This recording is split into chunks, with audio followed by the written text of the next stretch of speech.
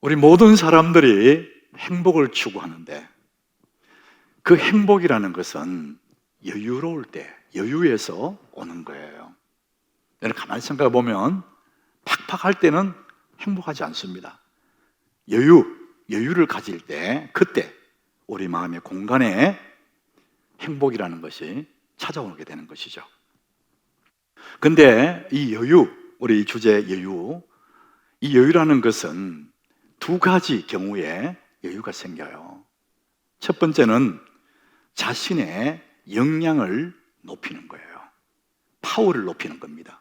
자, 그럴 때 마음의 삶의 여유가 생기기 시작하죠. 역량을 높이는 거예요. 두 번째는 일을 줄이는 것입니다. 일이 줄어지면 여유가 생기겠죠. 파워를 높이든지 일을 줄이든지 그래야만이 여유가 생기는데, 자기 역량을 높인다는 것은 굉장히 적극적인 삶을 얘기하는 것이고, 일을 줄인다는 것은 좀 소극적인 삶을 이야기합니다. 우리는 이 두 가지가 다 사실은 필요해요.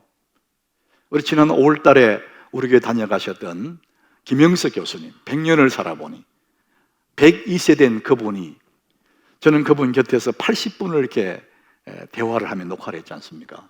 굉장히 많은 감동을 제가 받았습니다. 이분의 그 말씀이 나이가 들어가니까 기억력이 자꾸만 떨어진다는 거예요. 당연히 그렇죠. 근데 반대로 기억력은 떨어지는데 사람의 정신력은 계속해서 깊어진다는 거예요.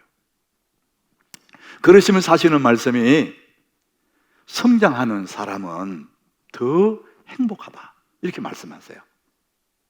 멈춰있는 사람은 행복이라는 것을 맛볼 수 없다는 거죠. 근데 성숙하는 사람, 성장하는 사람은 계속해서 행복해진다, 이 말씀을 하시더라고요. 오늘 말씀이 제목이 눈부신 내 인생을 응원하라, 이게 오늘 말씀의 제목이에요. 자기 자신을 응원하는 사람이 있고 자기 인생을 탓하는 사람이 있어요. 자기 삶을 응원하면서 잘 되기를 바라는 사람도 있고, 자기의 삶을 탓하면서 스스로 자기의 삶을 아주 어렵게 해치는 그런 사람도 있습니다. 여러분 아마 의아하게 생각할 거예요. 누가 자기 인생을 해칩니까? 다 잘 되기를 바라지. 여러분 그런 생각이 들 거예요. 사실입니다. 우리 모두는 다 내가 잘 되기를 바라요. 그럼에도 불구하고 자기도 모르게 자기를 해치는 그런 경우가 있습니다. 그것은 자신의 인생에 관심을 갖지 않는 거예요. 되는 대로 살아가는 겁니다. 그것이 다른 말로 하면은 자기 인생을 탓하고 자기 인생을 해치는 사람의 모습이에요. 여러분은 여러분의 삶을 응원하십니까? 아니면 자신의 인생을 해치는 사람입니까? 우리는 이런 일에 관하여서 정말 우리가 생각해 봐야 될 중요한 한 가지가 있어요. 그게 뭐냐? 오늘 말씀이 제목이 눈부신 내 인생을 응원하라 그래서요, 눈부신 내 인생, 자신의 인생을 눈부시다 이렇게 생각합니까 여러분? 그 생각이 너무나 중요하다는 거죠. 자기가 자신을 어떻게 생각하는가, 그것이 핵심 포인트예요. 나는 소중한 사람이다, 이렇게 생각하는 사람이 있어요. 이게 자존감이라 그러죠. 자존감. 나는 정말 소중한 사람이야. 이 자존감이 높을수록 그 사람의 삶이 풍성한 것이죠. 그래서 심리학에서 라벨링 효과라는 게 있어요. 스스로에게 라벨을 붙이는 겁니다. 나는 무엇이다, 이렇게 스스로 생각하는 것이죠. 이제 그 라벨을 붙여놓으면은 사람들은 자기가 생각하는 대로 인생이 가는 거예요. 나는 배운 게 없는 사람이야. 나는 못난 사람이야. 나는 능력이 없어. 나는 쓸모없는 사람이야.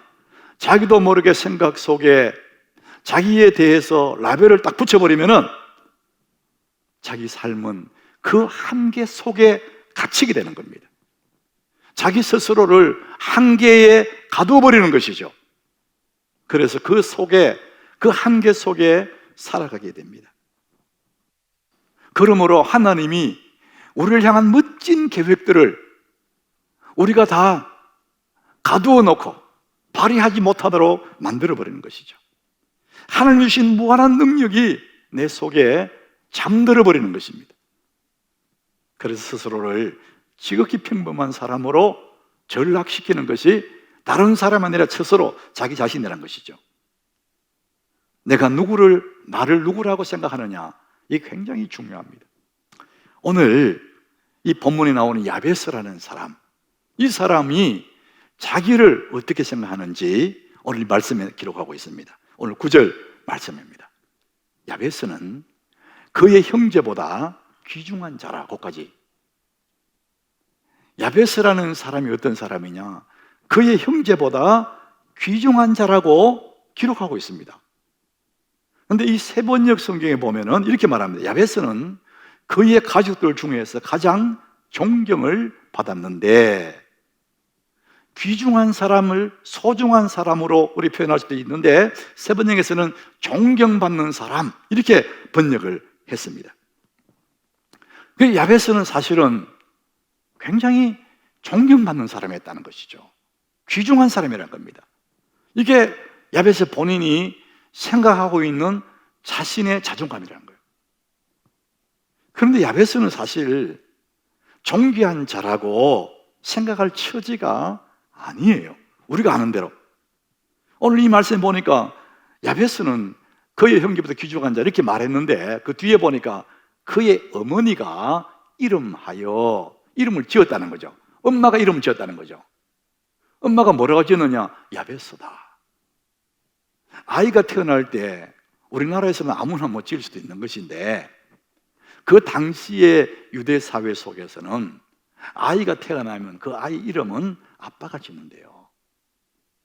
그런데 그 아이의 이름을 야베스를 누가 지었느냐? 어머니가 어머니가 지었다는 거예요. 그 얘기는 뭐냐? 아버지가 없었다, 이렇게 보는 거죠. 우리는 그 상황을 알지는 못하지만 우리 추론해 보면 그런 거예요. 아이를 임신하고 있을 동안에, 이 야베스가 엄마의 뱃속에 있을 동안에 아빠가 엄마를 버렸거나 아니면 세상을 떠났거나, 우리는 알 수는 없지만 태어났을 때는 아빠가 없었다는 거예요. 여러분, 고대 사회에 아버지가 없다는 것은 굉장한 어려움을 얘기하는 겁니다. 태어날 때부터 야베스는 굉장히 어려운 삶을 시작한 게 되죠. 그런데 그 이름을 엄마가 뭐랬냐? 야베스라 했다. 야베스는 다른 이름으로, 다른 뜻이 뭐냐면 고통이다. 야베스의 뜻이 고통이다, 그런 뜻이에요. 우리는 보통 이름에 그 사람의 장래와 밀접한 관계를 담아 놓아요. 부모가 자식 이름을 지을 때에 부모의 소원을 담아서 이름을 짓거든요. 근데 이 아이의 이름은 야베스예요. 고통이에요. 그 얘기는 부모는 이 아이에 대한 기대가 없는 겁니다. 그러니까 이 야베스는 태어날 때부터 슬프고 아픈 어린 시절을 보내고 있는 것이죠. 그런 야베스가 나는 귀중한 사람이야, 이렇게 생각한다는 것은 이 보통 일이 아니죠.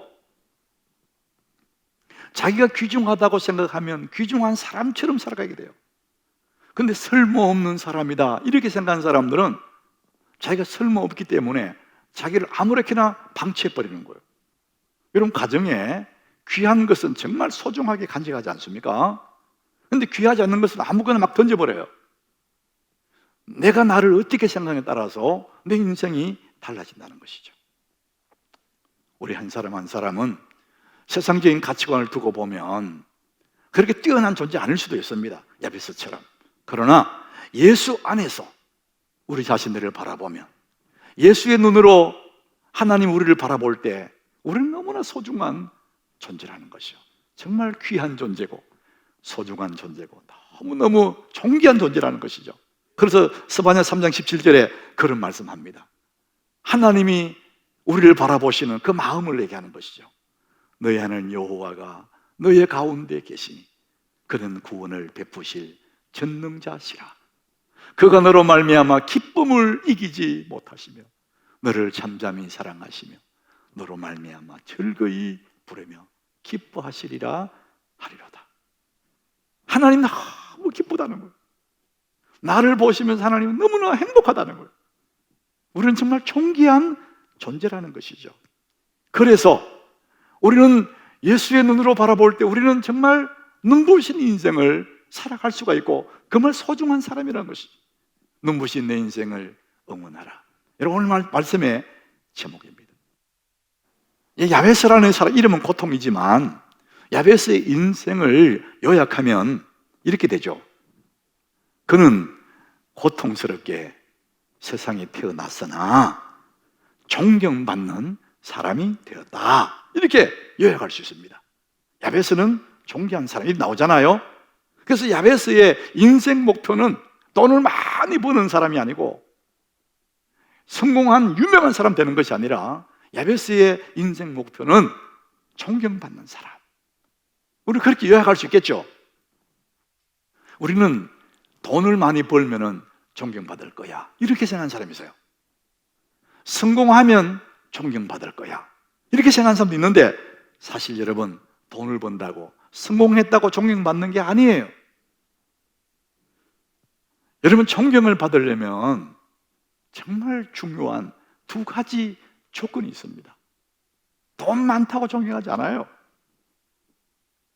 성공했다고 존경하는 거 아닌데, 존경받을 때는 두 가지 조건이 있어요. 첫 번째, 가장 중요한 첫 번째가 뭐냐? 겸손한 사람이에요. 사람이 겸손해야 존경을 받아요. 잠언 29장 23절에 우리 같이 읽어봅니다.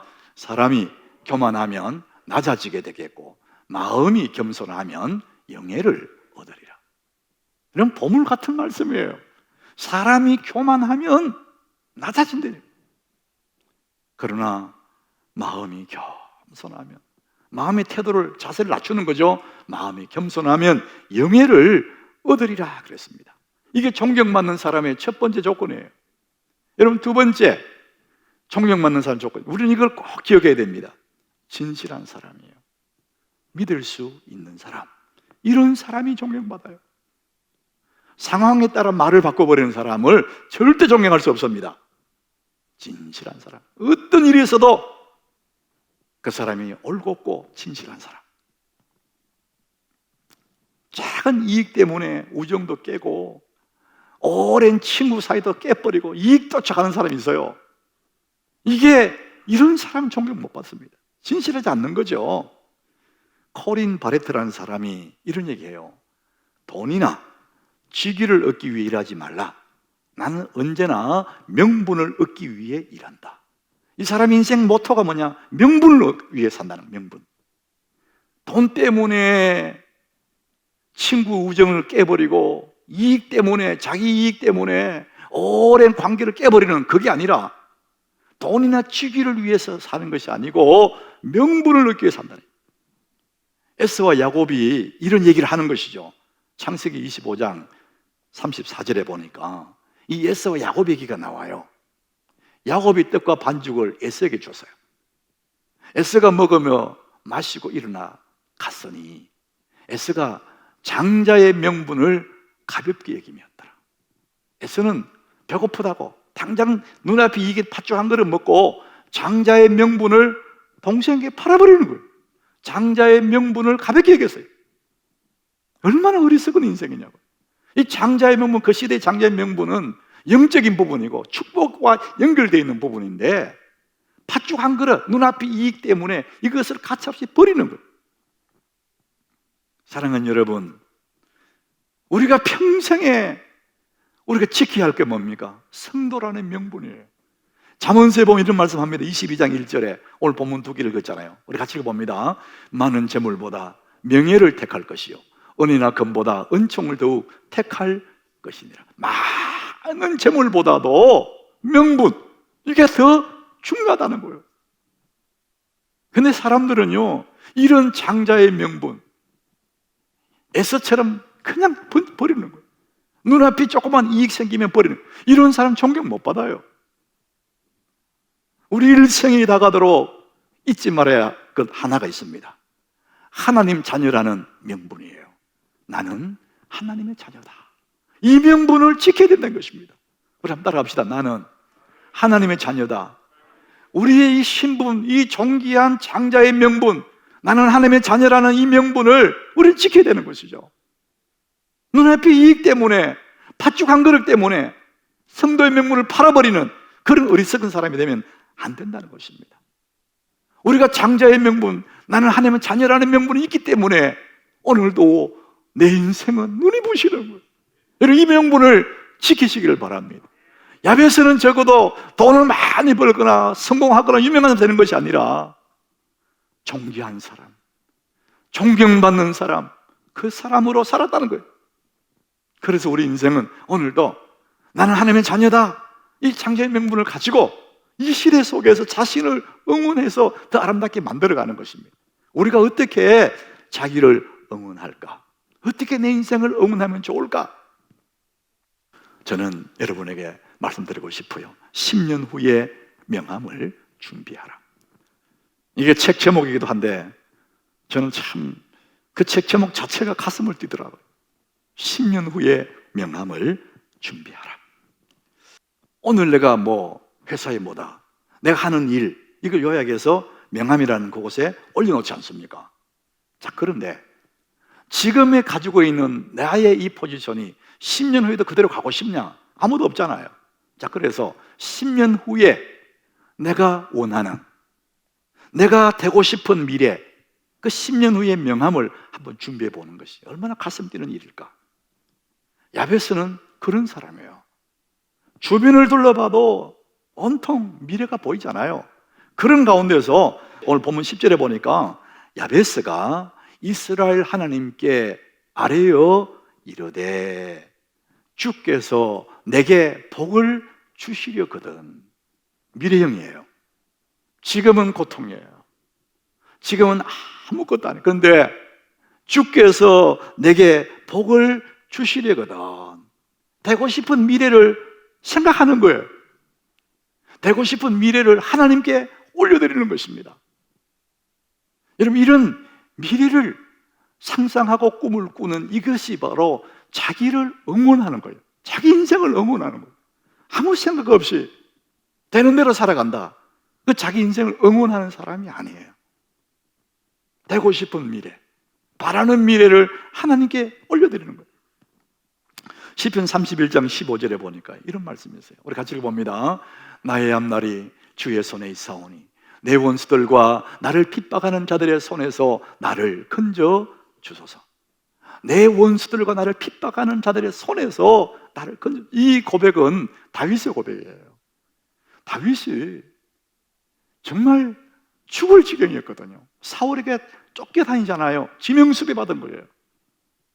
지금 우리 사회도 만약에 젊은 청년이 국가기관에 지명수배 받았다, 희망이 없는 거예요. 근데 그 고대 사회의 왕에게, 사울 왕에게 지명수배 받았어요. 너는 붙들리면 죽는다. 그러니까 실제로 왕이 군사를 데리고 잡으러 다녔어요. 그러니까 다윗의 앞날은 없는 거예요. 다윗의 앞날이 살 길은 사울이 용서해 줘야 됩니다. 그 사울의 손에 달렸어요. 그런데 다윗은 자신의 고백이 뭐합니까? 나의 앞날이 사울의 손에 있는 것이 아니고 나의 앞날이 주의 손에 있사오니, 이렇게 고백합니다. 사랑하는 여러분, 여러분의 앞날이 누구에게 달렸습니까? 여러분의 앞날이 무엇에 달렸다고 생각하십니까? 정말 자기를 응원하는 사람이 있다면 우리의 손은 하나님, 우리의 미래는, 나의 앞날은 하나님에 달렸음을 고백해야 됩니다. 나의 앞날이 주의 손에 있사오니. 제가 기도원에서 이 말씀을 이렇게 눈으로 보고 듣다가 가슴이 멍그러지더라고요. 나도 모르게 눈물이 확 쏟아지는 거예요. 내 앞날이 돈에 달렸다, 이런 사람이 있거든요. 내 미래가 우리 가족에 달렸고 직장에 달렸고 사업에 달렸다, 이렇게 생각하는 사람이, 여러분, 그런 것은 다 순간에 사라집니다. 나의 앞날이 주의 손에 있사오니. 우리 한번 따라합시다. 나의 앞날이 주의 손에 있사오니. 우리의 앞날은 분명히 하나님의 손에 있는 거예요. 우리나라에 이 제약회사 중에 종근당, 여러분, 그런 회사가 있지 않습니까?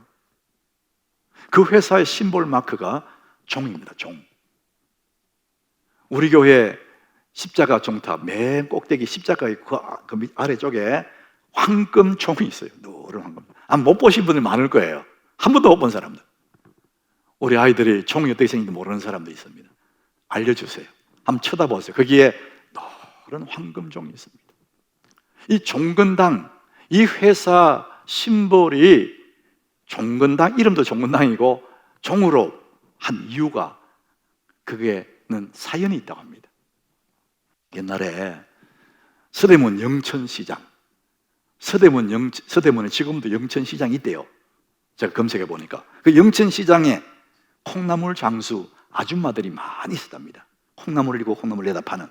근데 그 중에 참 믿음 좋은 아주머니가 하나 있는데, 이 아주머니는 이른 새벽에 콩나물을 단지를 이고 시장에 가기 전에 시장에 가는 길목에 교회에 들러서 늘 기도했대요.